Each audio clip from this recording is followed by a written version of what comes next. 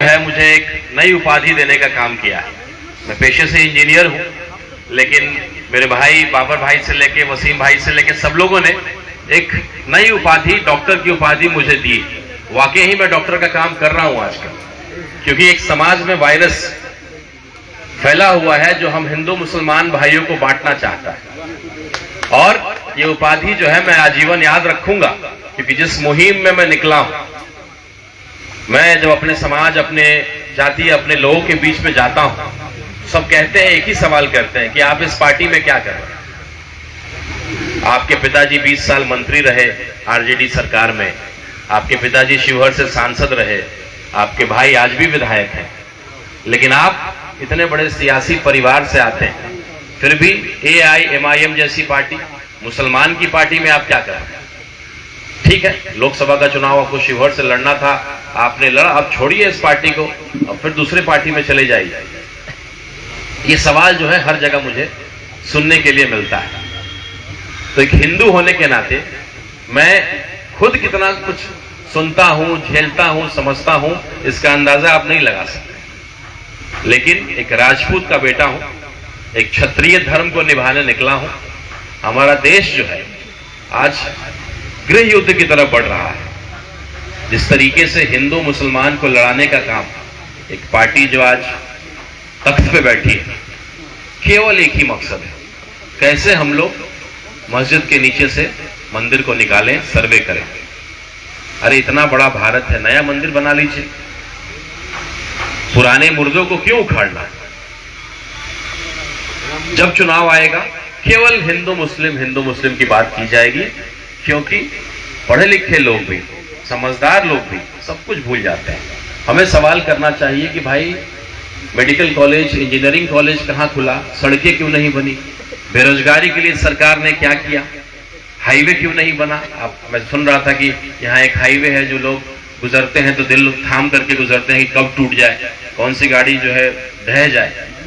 तो इसकी चर्चा नहीं होती है, केवल हिंदू मुस्लिम की बात होती है। तो मैं एक डॉक्टर के रूप में इस वायरस को हटाने का प्रयास कर रहा हूं, और बहुत शिद्दत से प्रयास कर रहा हूं। चुनाव हारने के बाद भी इस पार्टी में बड़ी शिद्दत से काम कर रहा हूं, और आज जो मुझे सम्मान मिलता है, आप अगर मुस्लिम की पार्टी है तो मुझे जो है इस भगवा गमछा से सम्मानित किया गया। तो ये AIMIM पार्टी की खूबसूरती है, हर समाज को उतना ही सम्मान मिलता है। कई लोग मुझे समझाते हैं, भड़काते हैं, लेकिन जो सम्मान मुझे मिलता है, मेरे सीमांचल के भाई कहते हैं कि भैया 5 विधायक हमारी इस पार्टी से थे, आपको जिस सीट से लड़ना है आप आइए, लड़िए। और पूरा मुस्लिम समाज आपके इस त्याग, आपके समर्पण को सम्मान करता है, और आपको चुना करके हम लोग सीमांचल से सदन में भेजने का काम करेंगे, आपको विधायक बना करके। और जिस दिन इस पार्टी से पहला हिंदू विधायक हो जाएगा, तो ये दाग हमारा मिट जाएगा। ये सम्मान मुझे मिलता है, तो मैं इस पार्टी को कैसे छोड़ सकता हूं। और एक डॉक्टर के रूप में इस वायरस को खत्म करने का जो मैंने संकल्प लिया है, उसको अधूरा और बीच में नहीं छोड़ के जाऊंगा, ये मैं आपसे वादा करता हूं। आज हम लोगों ने एक शुरुआत किया है, बाजपट्टी विधानसभा।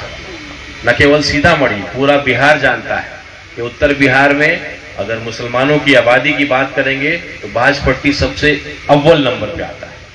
एक षड्यंत्र जो हमारे मुस्लिम भाइयों के साथ आरजेडी करती है, ये आप सब लोग जानते हैं, समझते हैं। और मैं चाहता हूं कि जितने भी लोग आज यहाँ उपस्थित हैं, आप मेरे पार्टी को आज ज्वाइन करें, कल ज्वाइन करें या ना करें, लेकिन जो भी चौक चौराहे पे बैठे तो इस बात को जरूर रखिएगा, आज आपका जो कौम है सबसे ताकतवर कौम और सबसे कमजोर, इसको सबसे मजबूत होना चाहिए, आज सबसे मजबूर बन गया है।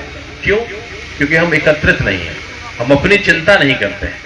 हमें किसी को हराना है, हमें किसी को जिताना है, हमें किसी को मुख्यमंत्री बनाना है, हमें भाजपा जीत ना जाए इसका डर जो है हम लोग को सताता रहता है। इतने साल से कहां हम लोग जीत पाए, इतने साल से तो यही सोच करके वोट डाल रहे हैं, कहां कुछ बदला, चीजें तो वैसी की वैसी ही रही।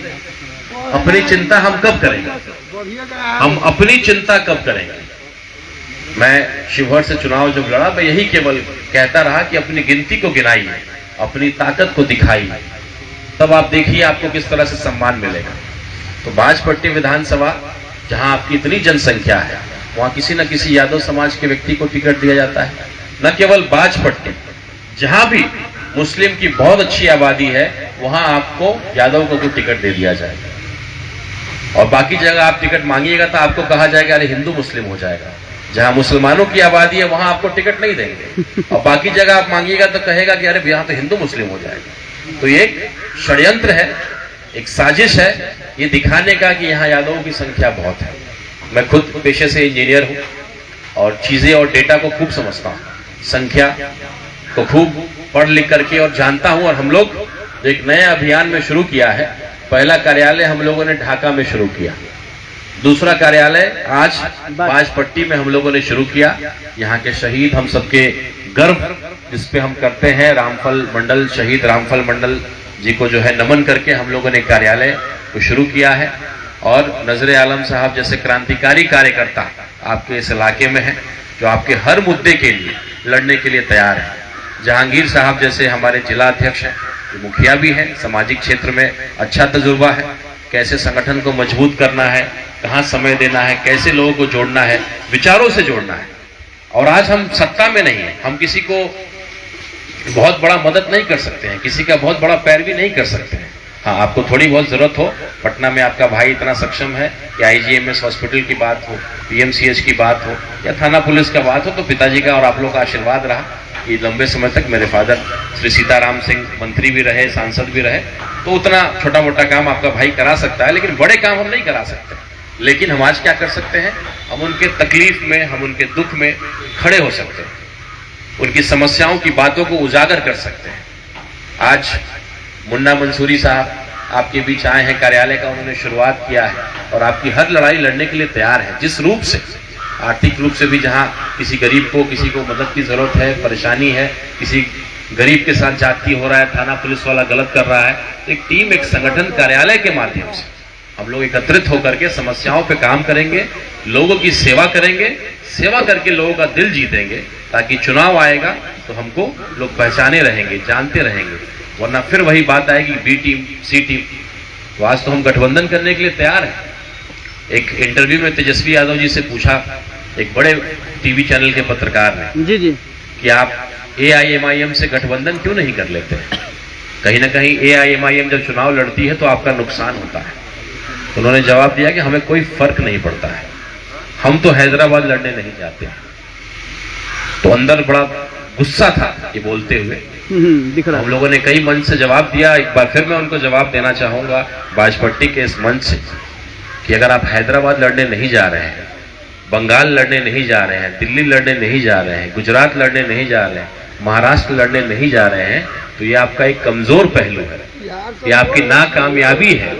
लालू जी जो आपके पिताजी, उन्होंने बिहार झारखंड में पार्टी को मजबूत किया, वो करना आपको ये चाहिए था कि आपको जहां जहां बिहारियों की जनसंख्या इतनी अच्छी है, हम सब लेबर और हम सब वोटर भी बने हुए, मुंबई से लेकर के, गुजरात से लेकर के, वहां आपको चुनाव लड़ना चाहिए था, वहां बिहारियों को एकत्रित करना चाहिए। चुनाव नहीं भी जीतिए तो लड़ने से एक इत्तेहाद जो है हम लोग बना पाते हैं और एक दूसरे के लिए खड़े रहते हैं। तो अगर आप नहीं लड़ने जा रहे हैं तो ये आपकी कमजोर पहलू है, बेवकूफी है, आपको लड़ना चाहिए। और जो हालत बिहारियों की है, वहां पे अनाथ है, कोई पूछने वाला नहीं है, इतना तादाद होने के बाद भी, क्योंकि हम किसी के पीछे पीछे घूमते हैं। तेजस्वी यादव जी जैसी, RJD जैसी बड़ी पार्टियों को लड़ना चाहिए, और दिल्ली भी लड़ने का वो सोच रहे हैं, शायद मेरी बातों का असर उनको हुआ होगा। तो अभी मैं स्टेटमेंट सुन रहा था कि दिल्ली का चुनाव वो लड़ना चाहते हैं, तो बिल्कुल लड़ना चाहिए। आने वाला व्यक्ति जब इस बात को समझ सकता हूँ, और मैं जानता हूँ इस पार्टी के 5 विधायक थे, पहली बार ये पार्टी लड़ी और पहली बार 5 विधायक लेकर के आई। ये है ताकत इस पार्टी की। बस केवल हम एकत्रित हो गए। लोग यही कहते हैं कि आप मुसलमानों की पार्टी हैं और मुसलमान ही आपके साथ नहीं है। सोचिए क्या बीतता होगा मुझ पे। एक बड़े नेता के पास में बैठा था और हम लोगों ने नारा भी बुलंद किया कि ऊपर अल्लाह नीचे मल्ला अगर एक हो जाए तो हम लोग बिहार में एक भूचाल ला सकते हैं। तो बड़े नेता ने यही कहा कि आप मुसलमानों की पार्टी है लेकिन मुसलमान आपके साथ नहीं। तो कहीं ना कहीं एक शुरुआत हो गई है, बदलाव आ रहा है, लोग जाग रहे हैं। मैं चुनाव लड़ा लोकसभा का, मैंने देखा नौजवानों के अंदर, मैंने देखा बुजुर्गों के अंदर किस तरह का सम्मान ओवैसी साहब के लिए है। जैसे हमारे वसीम भाई जो बता रहे थे कि पहले जब वो ओवैसी साहब को लेकर के गाना या कोई शेर सुनाते थे तो तरह तरह की बातें उनके खिलाफ उनको जो है बदतमीजी भी झेलना पड़ा और कई चीजें उनको झेलनी पड़ी। लेकिन आज देखिए, आज वो सम्मान पा रहे हैं। कहीं ना कहीं ओवैसी साहब को लेकर के सम्मान है, क्योंकि वो व्यक्ति लड़ता है आपके लिए। किसी भी मुद्दे को लेकर के आप पार्लियामेंट में देखेंगे बाकी लोग झपकी मार रहे होंगे, बातचीत कर रहे होंगे, लेकिन वो शेर जो है वहां केवल बैठ करके कलम चलाता रहता है, पढ़ता रहता है और हर मुद्दे को लेकर के बोलने का काम करते हैं। तो ऐसा शेर हम लोग के पास है, एक ताकत हम लोग के पास है। आज ये केवल कार्यकर्ताओं का बैठक है। हमारे जितने भी प्रखंड अध्यक्ष यहाँ उपस्थित हैं, मैं उनको बधाई देना चाहता हूँ और शुभकामना देना चाहता हूँ। प्रखंड अध्यक्ष की जवाबदेही बनती है कि अब आज हम लोगों ने बाजपट्टी विधानसभा में अपना पहला कार्यालय खोलने का काम किया है। अब प्रखंड में भी कार्यालय खोलेंगे और कुछ हम लोगों ने विधानसभा को चिन्हित किया है जहां हम चुनाव लड़ेंगे। और एक जितने मेरे भाई हैं, एक आग्रह आपसे करता हूं कि आज की मीटिंग के बाद आप चौक चौराहे पे जाएंगे तो कहिएगा कि AIMIM ने यहाँ दस्तक दे दिया है, कार्यालय खुल गया है। लेकिन एक चेतावनी और एक सुझाव दोनों दे दिया है कि अगर RJD वाले अगर किसी मुस्लिम को यहाँ कैंडिडेट बनाते हैं तो AIMIM यहाँ से चुनाव नहीं लड़ेगा। तो ये अपने चाय की दुकान, कार्यालय में जहां भी आप जाएंगे ये कहिएगा, और जितने RJD के लोग हैं उनको कहिएगा कि बाजपट्टी पे मुस्लिम भाई का अधिकार है। तो अगर आप RJD किसी मुस्लिम भाई को टिकट दे देगी तो हम यहाँ नहीं लड़ेंगे, हम मुन्ना भाई को कहीं और जो है एडजस्ट कर लेंगे। बिल्कुल। लेकिन यहाँ जो अधिकार आपका है वो आपको मिलना चाहिए।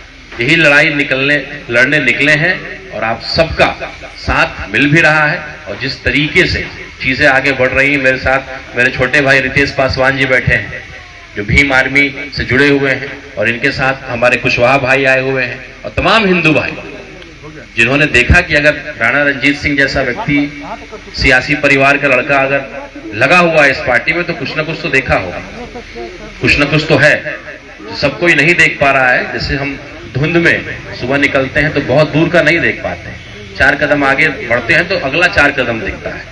लेकिन किसी किसी का नजर होता है जो दूर तक भी देख लेता है। या आपकी सड़क है, आप अगर प्रतिदिन उस सड़क पर चलते हैं तो आपको उस सड़क का अंदाजा होता है, तो आपको पता और दिख भी जाता है आगे क्या है नहीं। लेकिन कोई नया व्यक्ति जो है वो नहीं देख पाता है। तो उसी तरीके से जब एक हिंदू के बेटे को समझ में आ गया है कि ये पार्टी में कितनी ताकत है, इसका भविष्य क्या है।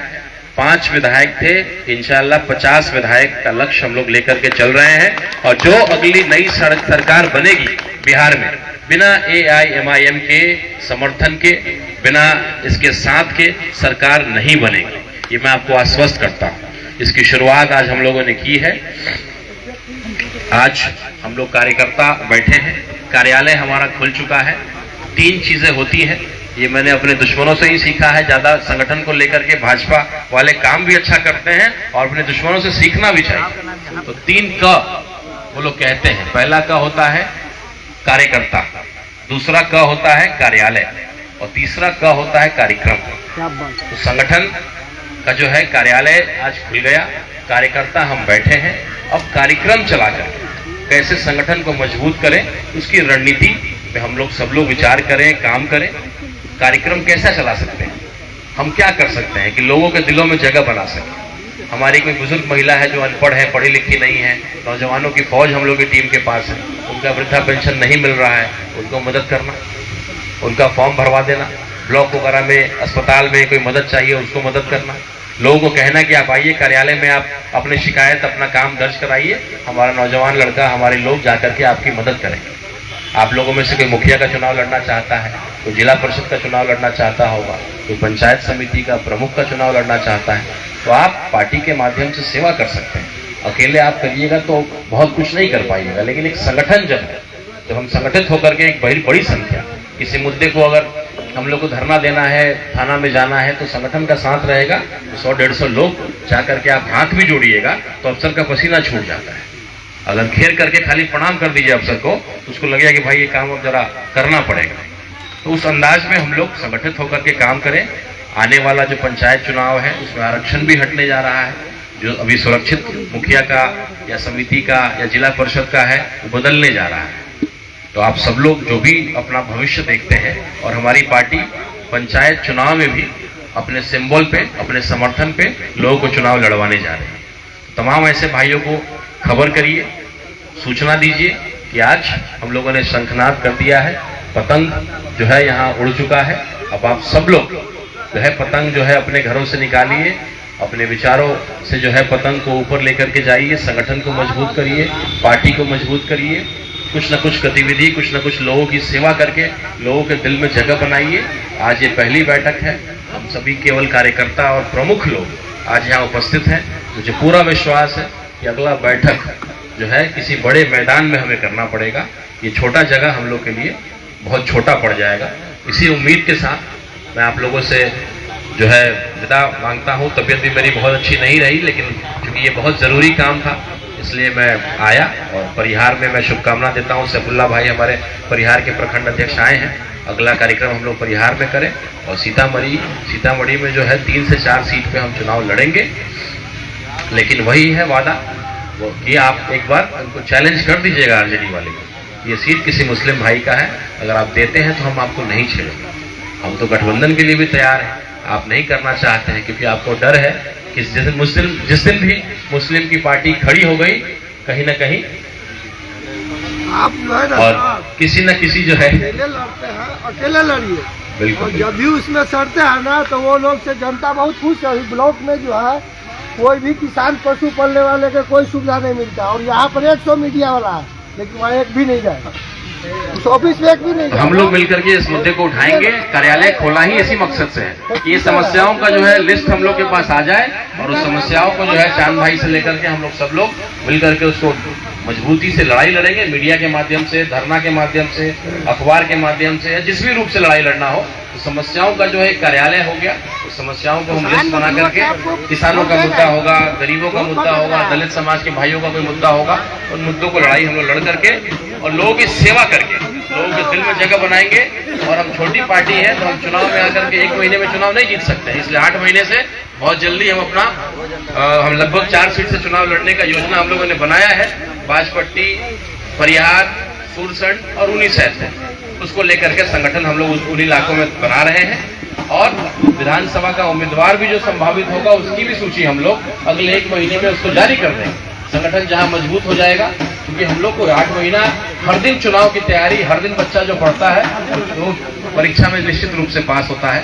तो हम लोग तो छोटी पार्टी है और हम लोग को किसी को पैसा लेकर के टिकट तो देना नहीं है, इसलिए हम लोग मेहनत करके आज संगठन को मजबूत करके और जो सपना लेकर के चले हैं कि 50 विधायक AIMIM का खड़ा करेंगे, आपकी ताकत को एकत्रित करेंगे, हिंदू मुस्लिम भाइयों को एक करेंगे और जो जहर, जो वायरस फैला हुआ है, जो डॉक्टर की उपाधि आप लोगों ने दी है, वो डॉक्टर का काम मैं बढ़िया से कर सकूं, आप लोगों से यही दुआ करता हूँ, मांगता हूँ। बहुत बहुत शुक्रिया।